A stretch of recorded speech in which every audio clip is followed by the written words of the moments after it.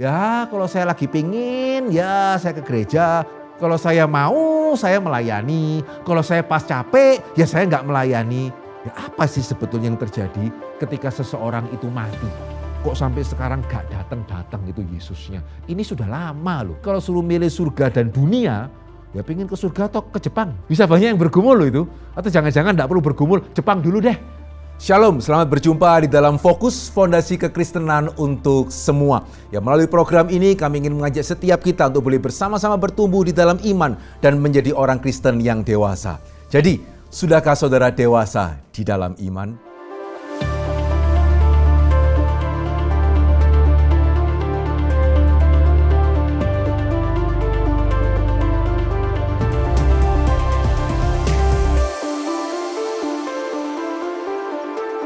Saudara bersyukur pada hari ini kita boleh tiba di fokus yang ke-22 yang akan menjadi akhir daripada fokus kita. Ya, dan di fokus yang ke-22 ini kita akan berbicara mengenai akhir zaman. Nah saudara, sebelum kita masuk secara spesifik mengenai akhir zaman ya, saya perlu untuk mengajak kita melihat bersama-sama. Ya berbicara mengenai akhir zaman, ya berarti kita berbicara mengenai zaman, ya berarti kita berbicara mengenai waktu. Nah berkenaan dengan waktu ya, di dalam sejarah manusia ya, secara umum bisa dikatakan ada dua konsep waktu. Ya konsep yang pertama adalah konsep waktu yang melingkar atau berputar.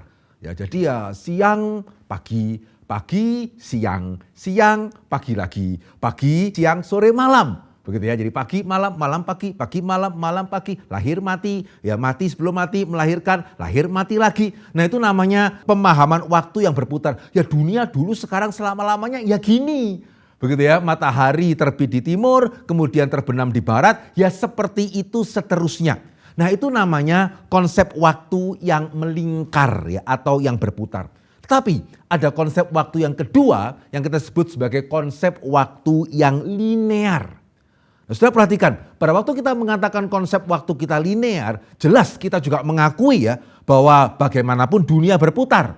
Ya saudara mau punya iman bagaimanapun saudara tidak bisa tidak mengakui ya kalau pagi malam, malam pagi, pagi malam. Ya tetapi ya mereka yang mempunyai pemahaman waktu itu linear, ya kita melihat bahwa di dalam perputaran itu tidak terus seperti itu. Tapi di dalam perputaran itu sejarah berjalan dan sungguh-sungguh berjalan. Ya kita mengamini sejarah itu mempunyai awal dan di dalam perputaran itu sejarah terus berjalan dan terus berjalan sampai kepada akhirnya. Ya sehingga mestinya saudara sudah bisa menebak ya yang mana ini yang diamini oleh iman Kristen. Ya pastinya kita mengamini yang kedua. Ya sehingga di dalam iman Kristen kita melihat jelas Tuhan yang memberikan keteraturan, yang mengatur alam semesta ini berputar dan seterusnya ya. Tapi Tuhan yang sama juga memiliki rencana saat dia memulai ciptaan dan Tuhan akan memastikan rencana itu tergenapi.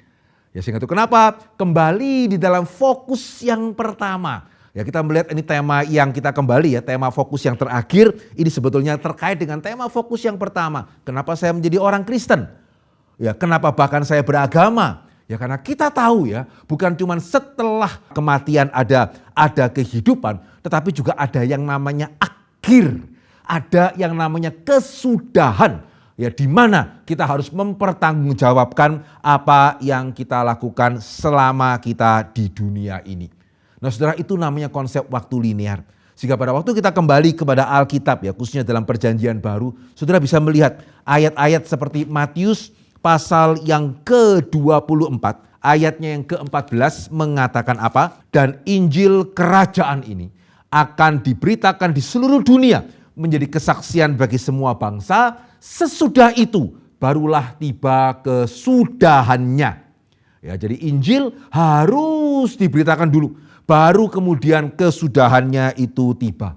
Demikian juga di dalam kitab terakhir di dalam kanon kita gitu ya, dalam kanon kitab suci yaitu kitab Wahyu ya khususnya dalam Wahyu pasal yang kedua ayat yang ke-26 ya mengatakan dan barang siapa menang dan melakukan pekerjaanku sampai kesudahannya. Kepadanya akan kukaruniakan kuasa atas bangsa-bangsa. Sehingga saudara, dari 2 ayat ini, dan ini hanya 2 dari banyak ayat yang lain, begitu ya, sama-sama berbicara mengenai kesudahannya. Dan kita orang Kristen, kita tahu ya, apa yang akan terjadi pada waktu kesudahannya. Pada waktu itu Yesus akan datang untuk kedua kalinya. Dan dia akan datang sebagai raja, dia akan datang sebagai hakim segala bangsa, seperti dikatakan di dalam Filipi pasal kedua, 9-11. Ya, segala lutut akan bertelut, segala lidah akan mengaku Yesus adalah Tuhan bagi kemuliaan Allah Bapa kita.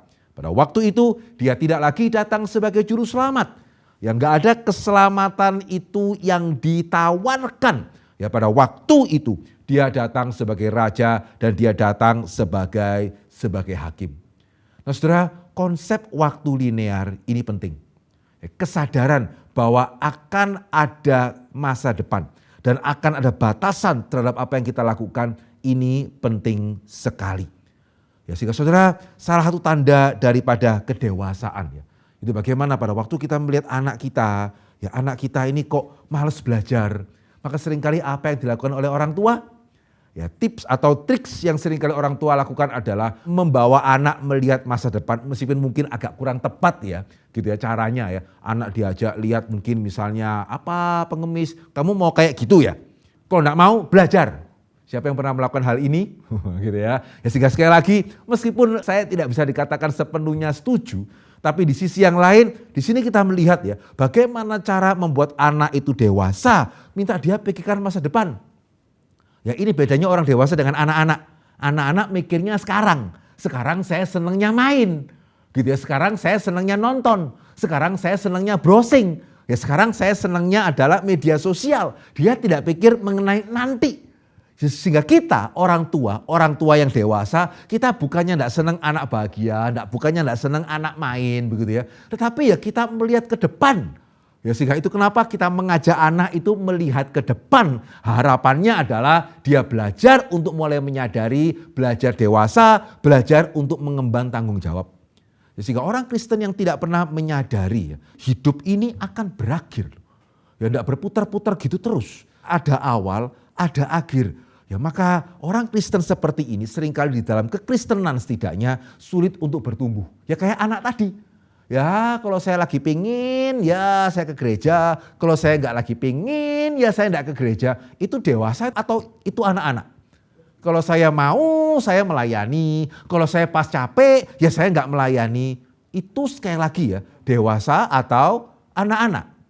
Yang mana ini? Kenapa banyak orang Kristen seperti ini? Karena mereka enggak sadar. Hidup itu akan berakhir dan engkau mesti mempertanggungjawabkan. Ya, sehingga Alkitab yang mempunyai pemahaman waktu linear itu justru membuat kita ya, dengan kesadaran akan masa depan membuat kita bertanggung jawab akan hari ini. Ya, jadi bukan cuma masa depan, seru ya, kayak apa nanti masa depan. Masa depan itu kira-kira akhir zaman peperangannya seperti apa. Loh saudara mengerti atau mengamini masa depan itu bukan untuk seru-seruan. Ya, tapi supaya saudara belajar lebih menghargai hari ini. Ya, sehingga itu kenapa di dalam Alkitab ya manusia hidup satu kali setelah itu mempertanggungjawabkan. Sudah. Ya, sehingga bagi orang Kristen, kenapa orang Kristen tidak mendoakan orang tuanya setelah orang tuanya itu meninggal. Bukan karena orang Kristen tidak menghargai orang tuanya ya, ini harus jelas ya, sama sekali bukan. Tetapi karena kita menyadari ya kesempatannya hidup ini. Ya, sehingga kalau mau melayani orang tua ya pada waktu mereka hidup. Kalau mau menyatakan kasih dan terima kasih kepada orang tua, ya selama mereka hidup. Kalau mau mengenalkan orang tua kepada Kristus, ya selama mereka hidup. Karena setelah mati, ya sudah. Kita harus bertanggung jawab di hadapan Tuhan. Sudah punya kesadaran seperti ini atau enggak ya? Antara orang yang punya dengan orang yang tidak mungkin hidup Kristennya itu sama. Amin ya. Ya sehingga saudara kita perlu menyadari. Sehingga coba ya kita masuk sedikit lebih dalam. Ya apa sih sebetulnya yang terjadi ketika seseorang itu mati? Ya apa yang terjadi ketika seseorang menghembuskan nafas yang terakhir? Nah saudara, pada waktu kita kembali kepada Alkitab, kita melihat secara jelas. Ya pada waktu seseorang itu setelah dia menghembuskan nafas yang terakhir. Ya maka secara tubuh fisik ya kita entah saudara atau entah yang meninggal itu dikubur, ya atau entah yang meninggal itu diperabukan, ya tetap sama seperti itu. Ya, yang dikubur ya berarti di mana tubuh fisiknya, ya di mana dia dikuburkan. Ya, yang diperabukan gitu ya, di mana tubuh fisiknya, ya di abu itu. Kalau saya boleh mengatakan, ya kalau kita kembali kepada Alkitab, saudara mau dikubur atau saudara mau diperabukan begitu ya, itu tidak ada masalah. Ya, sehingga jangan berpikir ya, kalau nanti saya diperabukan, saya mana bisa bangkit? Ya samalah. Ya, emangnya saudara kalau dikubur bisa bangkit? Ya, kecuali kuasa Tuhan membangkitkan. Ya, sehingga kalau kuasa Tuhan berkuasa membangkitkan yang di dalam kuburan, ya kuasa Tuhan yang sama itu juga cukup untuk membangkitkan yang diperabukan. Begitu ya, sehingga jangan wah itu diperabukan itu enggak kekristenan. Enggak. Ya jangan memutlakan apa yang tidak mutlak. Ya sehingga secara tubuh fisik ya kalau saudara diperabukan ya jadi abu, ya saudara kalau dikuburkan ya di kuburan itu. Ya di sana saudara akan decompose begitu ya, akan menyatu kembali dengan tanah, dari debu kembali menjadi debu. Tetapi bagaimana dengan rohnya? Ya, bagaimana dengan rohnya? Nah, saudara perhatikan baik-baik. Ya, seringkali kita mengatakan ya ke surga bersama-sama dengan Tuhan kalau orang percaya, atau ke neraka gitu ya kalau orang yang tidak percaya kepada Kristus. Nah, saudara perhatikan, tidak bisa dikatakan salah, tetapi bisa lebih dipertajam. Gitu ya, bisa lebih dipertepat. Tidak salah juga ya kalau dikatakan setelah kita meninggal kita ke surga, dan pastinya tidak salah kalau dikatakan kita bersama-sama dengan Kristus. Tetapi Alkitab ada sedikit membedakan antara Firdaus dengan surga. Juga ada membedakan antara alam maut dengan neraka. Ya, ada sedikit membedakan. Ya, sehingga ketika perampok yang bertobat ya di samping Tuhan Yesus disalibkan itu, terus dia mengatakan Tuhan, kalau kamu kembali ingatlah aku. Tuhan Yesus mengatakan hari ini engkau akan bersama-sama dengan aku di Firdaus. Ya, demikian juga saudara ingat ya, ada orang kaya dan Lazarus yang miskin. Dua-duanya mati. Gitu ya. Orang kaya itu di mana? Alkitab mengatakan orang kaya itu di alam maut. Ya, sehingga ya mau dikatakan neraka juga enggak salah-salah amat begitu ya. Sama seperti Firdaus juga mau dikatakan dengan surga juga tidak salah-salah amat, juga tidak salah begitu ya. Tetapi kalau sampai disamakan begitu saja juga agak kurang tepat sih. Kenapa? Ya karena hari ini ya, kalau saya permisi tanya kepada saudara ya. Saudara kalau mesti milih gitu ya, ke surga atau ke neraka, saudara pilih yang mana? Ya, saya rasa ini pertanyaan yang terlalu receh ya, gitu ya, no brainer, gitu kalau ditanyakan ya pasti ke surga Pak. Oke, nah sekarang saya tanya, saudara kalau boleh milih ya, ke surga atau di dunia lama-lama agak lama, saudara pilih yang mana? Ayo coba, ya saudara pilih di surga atau saudara pilih kalau bisa jangan cepet-cepet ya, kalau bisa itu di dunia lama gitu ya. Saudara kira-kira pilih yang mana? Ya boleh saya menebak? Kalau saudara jujur, saudara akan pilih kalau bisa ya di dunia. Ya cuman sayangnya nggak bisa ya, setiap kita pasti mati. Tapi ya kalau bisa ya matinya ya yang lama lah, umurnya kalau bisa itu yang panjang. Amin. Saudara saya tidak ingin mengatakan orang Kristen mesti pingin cepat mati ya, tidak ya. Tetapi saudara merasa nggak ada sedikit masalah loh. Di mana masalahnya? Ya masalahnya adalah ya bagi sebagian besar orang Kristen kalau surga dibandingkan neraka ya enak surga sih. Tapi kalau surga dibandingkan dunia kok bisa lebih enak dunia ya.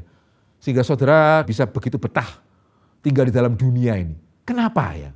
Nah ini, ya saudara meskipun kita nggak bisa masuk lebih dalam ya, tapi izinkan saya mengatakan salah satu penyebab kenapa orang Kristen kalau suruh milih antara surga dan neraka ya pasti surga, tapi kalau suruh milih surga dan dunia, ya pingin ke surga atau ke Jepang, gitu ya. Bisa banyak yang bergumul loh itu, atau jangan-jangan nggak perlu bergumul, Jepang dulu deh. Ya, kenapa ya? Karena bayangan kita akan surga itu seringkali gitu ya, dalam tanda kutip terlalu rohani. Ya bayangan surga, saudara mengenai surga itu bagaimana? Semua mungkin putih gitu ya. Terus saudara juga seperti roh yang putih melayang-layang gitu ya. Terus setiap hari nyanyi. Saudara izinkan saya mengatakan ya, kalau bayangan saudara mengenai surga seperti itu ya, saudara bisa tanya ke 100 orang, ya bisa survei ke 100 orang, ya rasanya ya gak ada yang terlalu pengen ke surga sih. Kecuali mungkin anggota paduan suara ya. Begitu ya. Tapi saudara izinkan saya mengatakan gambaran surga di dalam Alkitab itu tidak seputih itu. Ya tidak se-colorless itu, tidak seberwarna itu. Ya, sehingga kalau Tuhan menciptakan dunia yang bahkan setelah jatuh ke dalam dosa itu sedemikian berwarna sehingga saudara sampai betah, ada COVID pun dia tetap betah di dunia, ada perang pun dia tetap betah di dunia, begitu ya. Ada pemilu pun juga tetap betah di dunia, gitu ya. Itu menunjukkan Tuhan bisa menciptakan alam yang sedemikian luar biasa ya. Ya mau ada bencana pun, ada banjir pun ya saudara tetap betah di dunia, gitu ya. Ya masa nanti di kekekalan dunia yang Tuhan ciptakan cuman semuanya putih begitu. Ya enggak, tidak. Ya sehingga saudara kita mesti menyadari ya saat ini ya kita yang di dalam Kristus setelah kita mati kita bersama-sama dengan Tuhan di Firdaus. Dan itu memang roh karena tubuh kita di kuburan. Tetapi tidak untuk selama-lamanya seperti itu. Karena Kristus akan datang untuk yang kedua kalinya dan ya, orang yang mati di dalam Kristus akan dibangkitkan, demikian juga yang tidak di dalam Kristus dan kemudian kita harus bertanggung jawab di hadapannya. Ya, sehingga Alkitab mengatakan dalam 1 Tesalonika 4 ayat yang ke-16, saya bacakan saja ya. Yang mengatakan sebab pada waktu tanda diberi, yaitu pada waktu penghulu malaikat berseru dan sangkakala Allah berbunyi, ya maka Tuhan sendiri akan turun dari surga dan mereka yang mati dalam Kristus akan terlebih dahulu bangkit. Sesudah itu kita yang hidup, yang masih tinggal akan diangkat bersama-sama dengan mereka dalam awan menyongsong Tuhan di angkasa. Demikianlah kita akan selama-lamanya bersama-sama dengan Tuhan. Roh saja atau roh dan tubuh? Roh dan tubuh. Ya, atau Alkitab katakan sebagai tubuh kebangkitan. Ya, tubuh kebangkitan.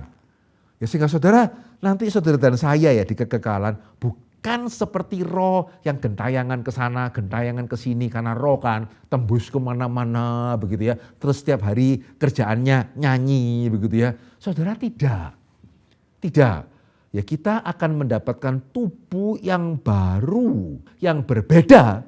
Sekaligus juga masih mempunyai kesamaan dengan tubuh yang sekarang. Ya sehingga menurut saudara ya, kalau nanti saudara dan saya meninggal begitu ya. Dan kemudian di kekekalan ya kita cari nih setelah Yesus datang kedua kali ya kita cari ya saya ingin ketemu dengan papa saya ya saudara mungkin ingin ketemu dengan anak atau istri atau suami begitu ya kira-kira ya saudara masih bisa kenal enggak? Saudara masih bisa kenal enggak? Oh ini pendeta Hendri nih. Oh ini suami saya nih. Oh ini istri saya. Wah ini anak-anak saya. Kira-kira ya menurut saudara ya saudara masih bisa kenal enggak? Atau ya nanti kita semuanya ya roh yang semua satu dengan yang lain mirip gitu ya. Yang mana ya? Kira-kira saudara masih bisa kenal enggak ya? Jawabannya ya, kalau saudara mau tahu ya, jawabannya adalah bisa. Cuman agak sulit. Ya, bisa, tapi agak sulit. Loh Pak, kenapa kok sulit? Karena sangat mungkin ya. Nanti ketika saudara ketemu sama suami kita, istri kita, atau orang tua kita, tetangga kita, atau sesama orang Kristen begitu ya. Terus saudara ketemu saya misalnya, saudara lihat ya, rasanya bener deh. Ini rasanya Pak Hendri ya. Tapi kok sekarang jauh lebih bagus dari dulu di dunia ya. Nah itu namanya. Ya itu namanya sulit. Kenapa? Karena orang Jawa mengatakan pangling gitu ya. Kenapa kok pangling? Rasanya bener deh. Dulu gak sebagus sekarang. Ya sehingga nanti kita di surga ya. Kita masih bisa saling mengenali. Tetapi ya juga tidak sama. Kita akan disempurnakan. Gitu ya. Kita akan disempurnakan. Sehingga saudara nanti kalau ketemu saya ya, saya sudah akan pasti ya saya bisa menjamin mata saya tetap dua gitu ya. Telinga saya gini, mulut saya, hidung saya di sini. Cuman ya nanti saudara nggak lihat saya pakai kacamata. Kenapa? Ya enggak perlu. Begitu ya. Di surga setelah saya tubuh kebangkitan, enggak perlu lagi pakai kacamata dan saya bisa melihat saudara dengan sangat jelas. Ya sehingga di kekekalan ya setelah Yesus datang kedua kalinya, ya kita akan dibangkitkan secara tubuh. Demikian juga sama. Ya sorga itu akan turun ke bumi.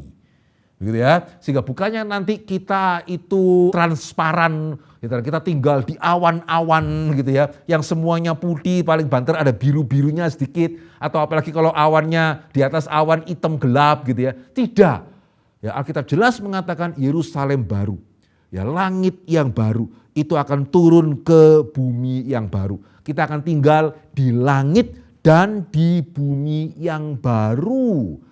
Ya sehingga meskipun ada ayat-ayat Alkitab yang sepertinya mengatakan langit dan bumi ini akan dimusnahkan. Tapi sebetulnya ya memusnahkan sama dengan apa yang terjadi pada waktu manusia mati.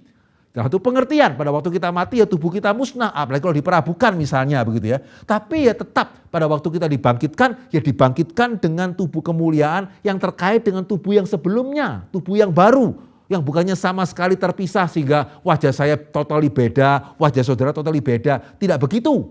Ya demikian juga ya langit dan bumi yang baru. Ya betul, pada waktu kedatangan Kristus kedua kali ya akan terjadi bencana yang besar. Begitu ya, goncanglah dasar-dasar dunia ini.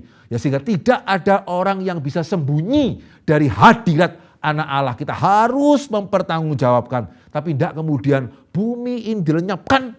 Ya, dan kita tinggal di awan-awan atau bumi ini dilenyapkan dan diganti oleh yang sepenuh-penuhnya baru yang tidak terkait dengan bumi atau langit yang lama. Tidak. Ya, sehingga satu ayat yang kita perlu untuk mengerti dalam bagian ini ya, terdapat di Roma pasal ke-8. Ayat yang ke-19 hingga ayat yang ke-21 berbunyi seperti ini. Ya sebab dengan sangat rindu seluruh makhluk ya menantikan saat anak-anak Allah dinyatakan. Ya karena seluruh makhluk telah ditaklukkan kepada kesia-siaan bukan oleh kehendaknya sendiri, tetapi oleh kehendak Dia yang telah menaklukkannya, tetapi dalam pengharapan. Karena makhluk itu sendiri juga akan dimerdekakan dari perbudakan kebinasaan dan masuk dalam kemerdekaan kemuliaan anak-anak Allah. Anak-anak Allah itu siapa? Ya setiap orang yang percaya kepada Kristus. Saat kemuliaan anak-anak Allah itu kapan? Ya pada waktu Yesus datang untuk kedua kali. Lah makhluk itu siapa? Seluruh makhluk itu siapa? Ya alam semesta. Ya ciptaan yang lain. Ya, dan dikatakan apa? Ciptaan yang lain itu menantikan kapan saat anak-anak Allah itu dimuliakan. Kenapa? Ya kalau pada waktu Yesus datang, ya kemudian seluruh dunia dihancurkan sama sekali, ya ngapain mereka mesti menunggu? Harusnya sama seperti kita ya, yang kadang-kadang berharap Tuhan saya mau menikah. Kalau bisa engkau jangan datang dulu ya, setelah saya menikah aja baru engkau datang begitu ya. Nah kalau seluruh makhluk itu dimusnahkan ya mungkin mereka berharap semoga Yesus gak jadi datang. Ya, sehingga kami tidak dimusnahkan. Pengharapannya di mana? Tapi tadi kan Alkitab mengatakan mereka ditaklukkan kepada kesia-siaan. Ya karena manusia adalah pemimpin ciptaan. Sehingga pada waktu manusia berdosa seperti yang sudah kita bahas di dalam fokus mengenai akibat dosa ya. Maka seluruh alam ini kena. Tapi Alkitab juga mengatakan mereka ditaklukkan di dalam kesia-siaan tapi juga dalam pengharapan. Ya, sehingga pada waktu nanti anak-anak Allah, manusia baru itu disempurnakan, mendapat tubuh yang baru. Demikian juga alam itu akan disempurnakan. Ini yang sedang dinanti-nantikan oleh alam semesta. Yaitu alam di mana enggak ada lagi yang namanya banjir, enggak ada lagi yang namanya itu longsor, enggak ada lagi yang namanya itu tsunami, gempa bumi, gunung meletus dan seterusnya. Ya, alam di mana ketika segala sesuatunya berjalan begitu baik, begitu shalom seperti yang kita bisa baca di dalam Kejadian pasal yang pertama. Ya, sehingga bukan semua putih gitu ya, dan saudara juga roh yang bergentayangan, tidak. Sehingga orang Kristen yang menyadari akan hal ini ya akan beda. Ya karena dunia ini selalu membuat saudara memikirkan apa? Hidup cuman sekarang. Ya ngapain kamu susah-susah jadi anak Tuhan? Nikmatilah sekarang gitu ya. Eman loh kalau kamu sampai gara-gara itu cinta Tuhan akhirnya gak jadi ke Jepang. Gitu ya. Eman loh kalau kamu gara-gara terlalu rajin di gereja ya. Akhirnya kamu itu gak bisa banyak keluar negeri. Aduh eman delu. Ya ini kan dunia ini kan selalu mengatakan ada 100 film yang kau harus nonton sebelum engkau mati. Oh, tahu daftar seperti ini? 100 lagu yang kau harus dengarkan sebelum engkau mati gitu ya. Kemudian apa? 100 restoran yang kau mesti coba sebelum engkau mati. Banyak loh. Ya daftar-daftar sebelum engkau mati, sebelum engkau mati, sebelum engkau mati. Ya seolah-olah setelah engkau mati ya kasihan deh lu, udah bisa menikmati apa-apa. Ya sehingga sebelum engkau mati ya nikmatilah gitu. Orang Kristen tidak. Begitu ya. Ya sehingga kalau kita karena kita melayani Tuhan, ada hal-hal di dunia yang kita tidak bisa nikmati. Yang kita bisa nikmati ya puji Tuhan. Kalau karena melayani Tuhan kita tidak bisa menikmati, ya sudah. Loh kenapa ya sudah? Ya dunia berdosa seperti ini aja masih ada tempat-tempat yang begitu baik seperti Bali dan seterusnya kok. Nanti kalau dunia ini sudah dimuliakan, kira-kira ini keindahannya seperti apa? Ya, sehingga bukan cuma kita pangling menemukan satu dengan yang lain ya, tapi juga kita pangling ya dunia kok bisa bagus seperti ini ya. Ya sehingga kalau ada kesempatan berlibur, ya berlibur. Tapi kalau enggak, ya sudah. Ya karena masih ada langit dan bumi yang baru. Ya, sehingga saudara, ini yang menjadi keyakinan daripada apa yang Alkitab itu katakan. Ya kita mati, roh dan tubuh kita akan terpisah untuk sementara. Roh bersama-sama dengan Kristus di Firdaus, tubuh tetap tinggal dalam dunia. Tapi pada waktu Kristus datang kedua kali, kita akan dibangkitkan. Begitu demikian dunia ini akan diperbaharui. Ya, sehingga pertanyaan yang terakhir adalah, terus kalau gitu Pak, kok sampai sekarang gak datang-datang gitu Yesusnya? Ini sudah lama loh, sudah hampir ya 2000 tahun kan? Ya dari sejak tahun 30 Masehi ya, sekarang sudah hampir sebentar lagi, sudah dari 2000 tahun. Kok nggak datang-datang, kenapa Pak? Nah saudara, ayat yang tadi kita baca di awal, ya saudara bisa reply kalau saudara mau mengatakan bahwa ya Yesus belum datang karena memang masih ada hal yang harus digenapkan. Salah satunya adalah penginjilan mesti kepada seluruh dunia.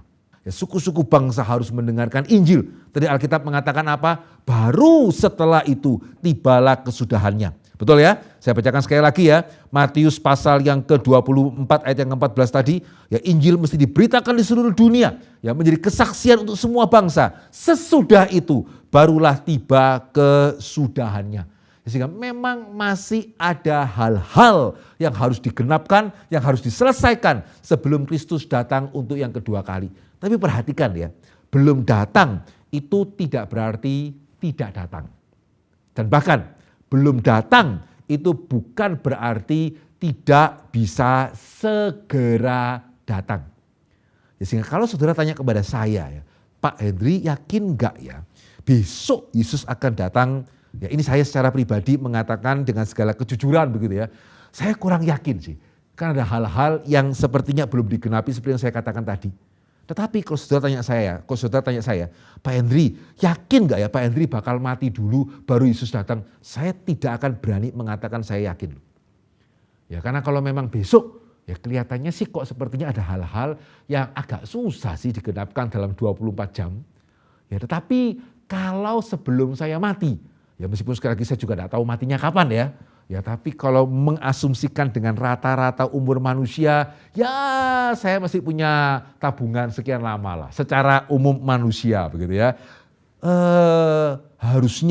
Harusnya kalau itu merupakan rencana Tuhan, kita tidak bisa mengatakan pada waktu itu pun semua rencana Tuhan belum digenapkan. Karena kita tidak tahu. Ya kita tidak tahu. Ya sang antikristus itu ya, jangan-jangan sekarang sudah lahir. Tinggal tunggu waktunya sebelum dia kemudian menyatakan diri.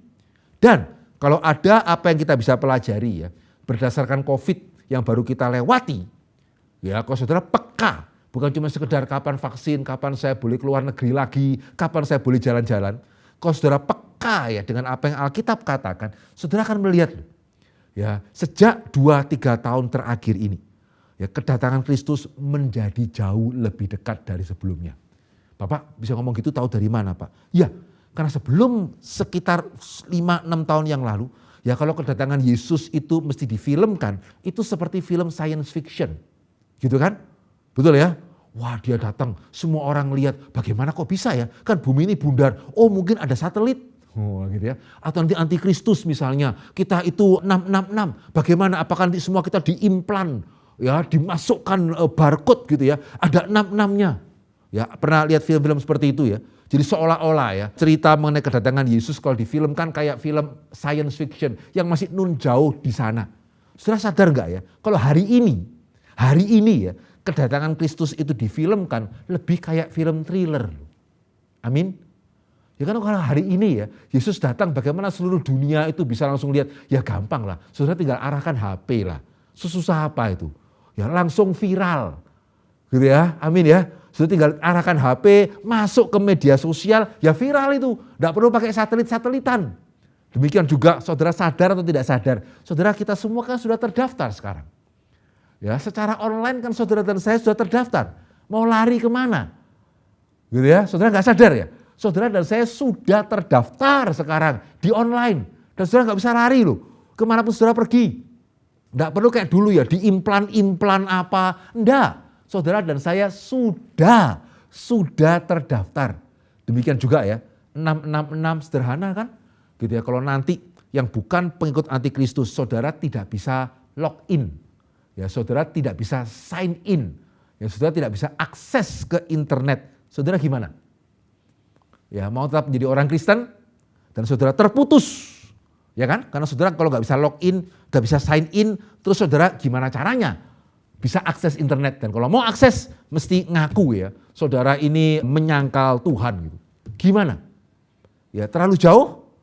Ini masih terlalu science fiction? Atau saudara sudah mulai agak mikir-mikir kok ya agak serem ini ya. Lihat ya, sehingga sekali lagi saya tidak mengatakan Yesus itu datang besok. Saya juga tidak mengatakan Yesus pasti akan datang sebelum saya mati. Tapi kalau sudah berpikir Yesus masih datangnya lama gitu ya. Saya takut kita sedang bawa diri ke dalam pencobaan. Ya, sehingga sebagai pengakuan iman fondasi kita ya. Fondasi kita yang terakhir. Yang ke-22. Biarlah kita sama-sama mengamini ya. Kristus pasti akan datang untuk kedua kalinya sebagai hakim dan raja. Dan pada waktu itu langit dan bumi akan diperbaharui, keadilan akan dinyatakan. Orang percaya akan dibangkitkan atau diubahkan untuk selama-lamanya bersama-sama dengan Tuhan di langit dan bumi yang baru. Sehingga mari ya kita boleh mempersiapkan diri, mari kita belajar untuk menjadi orang Kristen yang dewasa. Jangan terus anak-anak di dalam iman kita. Sehingga kita siap pada waktu kita menyongsong Dia dan menerima berkat yang kekal. Puji Tuhan, Tuhan memberkati.